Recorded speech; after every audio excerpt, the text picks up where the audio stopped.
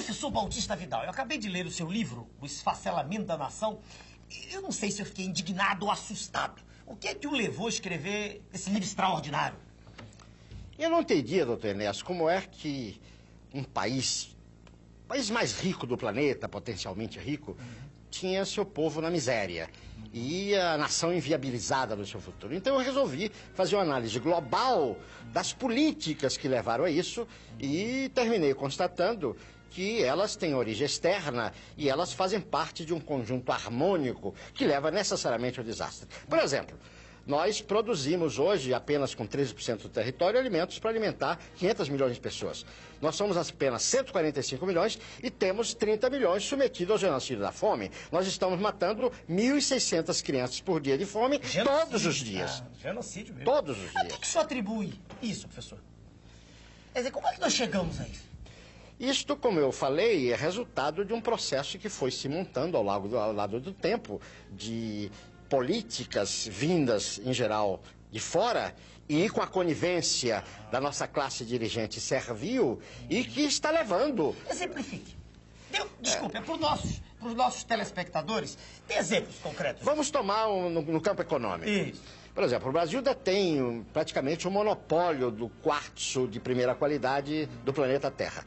O quartzo é uma matéria-prima essencial para todas as atividades do campo eletrônico, microcircuitos, circuitos integrados, computadores. Nós vendemos esse quartzo, que nós já temos o monopólio mundial, por 40 centavos de dólar, e depois, quer dizer, compramos o mesmo quartzo empacotado por 5 mil dólares. A energia do Cury, um outro exemplo, nos custa 42 dólares, o preço internacional é 52, entretanto nós vendemos a 10, 12, 7. Sim, isso é imposto. É imposto porque nós aceitamos. Evidente. Que os dirigentes aceitam. Evidente. Professor, uma conversa que anda por aí, badalada, todo mundo fala, é a questão do Estado mínimo. Como é que o senhor vê isso? Eu acho isso uma grande bobagem. Não existe Estado mínimo nem Estado máximo, existe o Estado necessário. O Estado é o instrumento institucional e jurídico de execução do projeto de um povo, do projeto nacional. Fale um pouquinho sobre isso, um projeto nacional.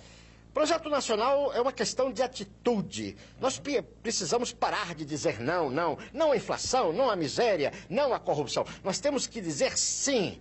Sim ao pleno emprego, sim à produção das nossas riquezas, ao progresso da agricultura, da indústria, da educação, da tecnologia. O oposto que está aí, né, professor? Exatamente o oposto. O oposto que está aí. Exatamente o oposto. Ainda, quando o senhor fala nisso, mostrando que o Estado tem que ser forte, quer dizer, né? Eu digo ao senhor o seguinte...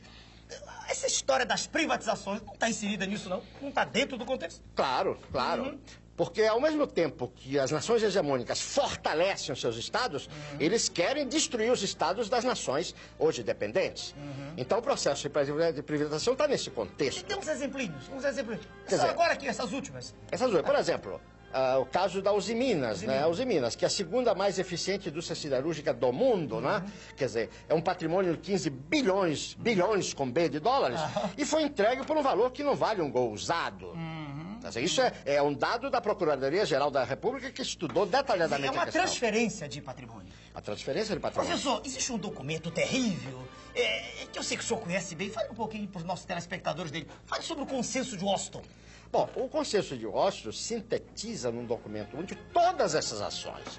Ninguém pode dizer que desconhece, porque isso está consubstanciado num documento onde a participação nacional foi nenhuma. Isso veio de fora, por isso se chama Washington. Imposto. Então, imposto. O processo de privatização, a reforma administrativa, a reforma fiscal, a reforma ilegítima da Constituição, a destruição, está tudo lá. Tudo lá. Só não sabe que não quer saber. Essa história, professor, da globalização da economia. A globalização é aquela história, né, da livre competição, da raposa e da galinha. Nós já sabemos qual é o final. O senhor diz no seu livro que nós caímos numa armadilha. É uma armadilha fruto de todas essas contingências. Vou dar apenas um exemplo. Eles falam na competição entre nações. Se eu tenho a competição entre empresas, uma empresa vai à falência e manda pra rua seus trabalhadores, seus operários. A nação vai à falência, vai matar o seu povo. É o fim do humanismo. É o fim do homem, é o fim do humanismo, né? É o desastre Terrível. total, o Terrível. desastre total. Professor, a que é que o senhor atribui essa passividade da sociedade brasileira? Tudo sendo destruído, como diz aquele conhecido nosso, senhor Soberão, economia de cemitério, e a gente não vê uma manifestação gigantesca. A que é que o senhor atribui isso? O nosso povo é a grande vítima, não é verdade? Agora, o nosso povo tem uma máquina terrível, que é a mídia, que condiciona o seu pensamento. A mídia mente, a mídia, Mente. quer dizer, distorce, a mídia retira a Nós nossa... vamos entrar no primeiro mundo. A mídia destrói a nossa autoestima, faz que nós não nos amemos a nós mesmos, Não destrói, nos respeitemos. destrói o conceito de nação, Família. a coisa de família. Professor, porque o nosso tempo está chegando. Uma coisinha de que eu quero que o senhor fale. Isso é irreversível ou é reversível, professor? Enéas, Há ou não esperança? enquanto houver um brasileiro vivo, nós vamos lutar. E vamos fazer história. Essa questão do fim da história. Enquanto houver um brasileiro vivo, nós vamos lutar e vamos resgatar tudo isso. E vamos fazer da nossa terra o maior país do planeta. Vamos fazer a maior civilização que o homem já viu sobre a Terra. Professor, muito obrigado pela sua presença no nosso programa. Obrigado.